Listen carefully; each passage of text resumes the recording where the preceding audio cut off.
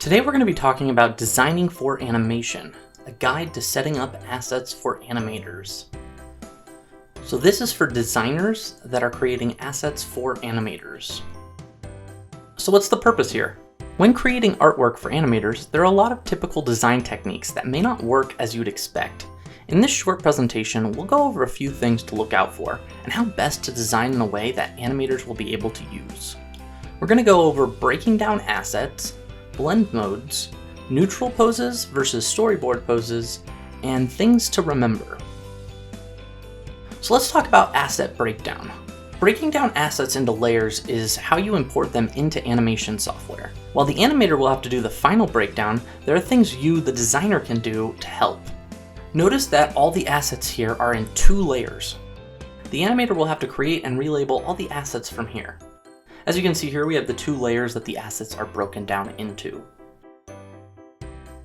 Now here, the designer has helped the animator by breaking down each major asset into layers and labeling them.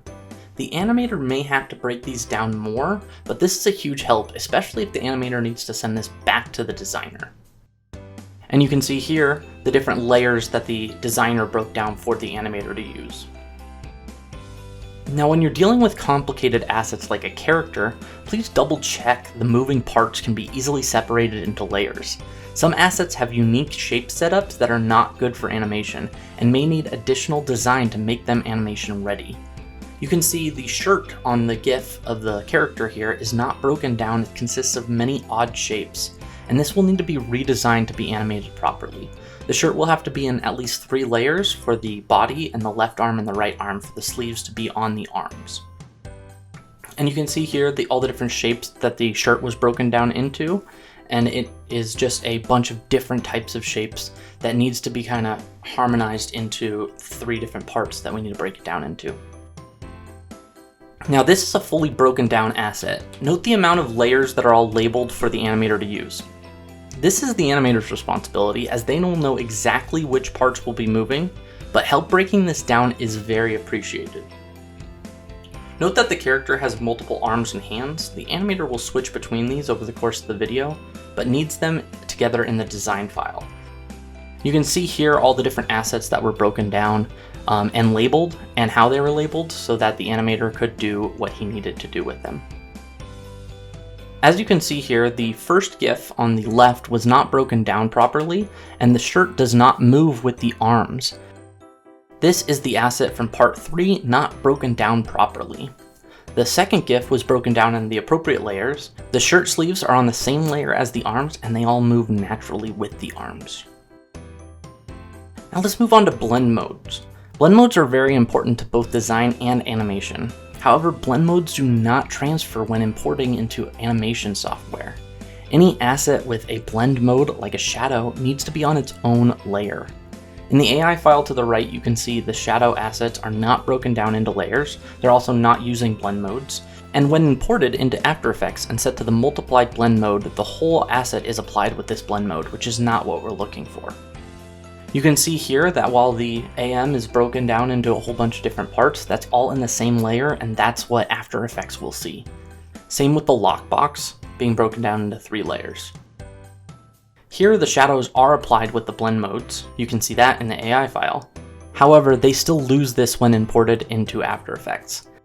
Since they are not separated by layer, the blend mode cannot be set to just the shadow, and has the same problem as the previous example. You can see this in these layers here. Now the designer did a good thing by letting me know that it's a multiplier here, a multiply effect, but it's still on the same layer. Here's how you should set up assets for blend modes. Note the blended assets are separate from the other assets and labeled with the blend mode they are using, which is multiply. The animator is then able to find the layers in After Effects and apply the blend mode properly, as you can see in the bottom GIF. And here are the layers, the AM layer and the shadow, with the lockbox and the shadow. Both are tagged with the multiply. So let's talk about the storyboard that you're given versus the neutral assets that the animator needs. When a storyboard is given to a designer, it is the basic idea of what the video will become, but the designer is a huge part of the creative process. The assets, the aesthetic, and the poses are all part of the designer's creative addition to the video. Putting characters in unique poses is very helpful for the animator's inspiration and for them to see how the scene will come to life. And you can see here the storyboard that the designer was given, how basic it is, how simple it is, and the way the designer brought that to life by putting characters into unique poses and making it real fun. However, the animator actually needs a neutral pose for the actual animation. The animator will put that character in the poses that they're looking for. In the neutral pose, you're going to need to include all of the different variations of the arms, the legs, the bodies, and the expressions. Note that if an appropriate neutral asset is provided, the posed asset does not need to be broken down into multiple layers because it's just going to be used as a guide. We're going to turn that layer off and we're going to put in the neutral asset and make it move. So this is a T-pose. This is the best asset to animate. In this pose, the animator can easily rig and repose the character. This is what you'll typically find in 3D software or some of those other softwares where you know you're going to be rigging a character. They'll be in this shape. So for 2D animations, sometimes we need just a profile. It doesn't need a T-pose, and it's really hard to even figure out what that would look like. This is the neutral profile pose. When creating a character in profile, this is the neutral pose to use. So this is just a helpful thing here. These are rotation marks. Adding rotation marks is not necessary, but they can be helpful to both the designer and the animator. Rotation marks are only needed on a neutral asset and not a pose stand-in asset. These marks overlap connected assets like an arm and a forearm where they connect, and should only cover places where they connect. This is where the rotation will happen for an arm to move. If you're using multiple extremities, if you need multiple extremities, 2 different arms, 2 different legs for different assets in shot, you should add them to the neutral pose. If these assets are shaped differently, where an arm or a forearm is longer than the other one, both should be put in there and new rotation marks should be added there. Note that the left arm on this asset has 2 forearms and hands, and the second forearm is shorter and the second hand is also going to be off there. That will need a new rotation mark to note where it rotates, to note where those assets are. So when a designer is given storyboarded assets, storyboards are useful tools to brainstorm what the video will look like. However, individual images can only do so much to showcase how the video is going to flow from one image to the next. So when you're looking at a storyboard, please read the text associated with it, and when designing each shot, consider the image that comes before and after it. For design and animation purposes, some shots can be combined to create one design asset. As you can see there, note how shots 16 and 17 are combined to create one design file. This will make it really easy for the animator when he's just going to move the camera from the left side to the right side of the shot to make the storyboarded assets come to life. For animation purposes, AI files are often combined to be imported into animation software. Sometimes this is best done by the animator so they can review and label the assets in a way that makes sense for them. So going back to the last slide, you can see where it made sense for the designer to combine the assets into one design file. Whereas here you can see that while the combined assets below are good for animation software, the separate assets on the right are better for telling the story. So be cautious when designing and combining animation assets. When you're designing for animation, you have to remember all the angles if a character is going to move or a camera is going to move around them. So in the first GIF, there's only a front, a profile, and a back angle. And when turning the character, it makes an awkward jump between these assets. In the second GIF, there's transition angles that allow the move to feel more natural when holding on to them for like 2 or 3 frames.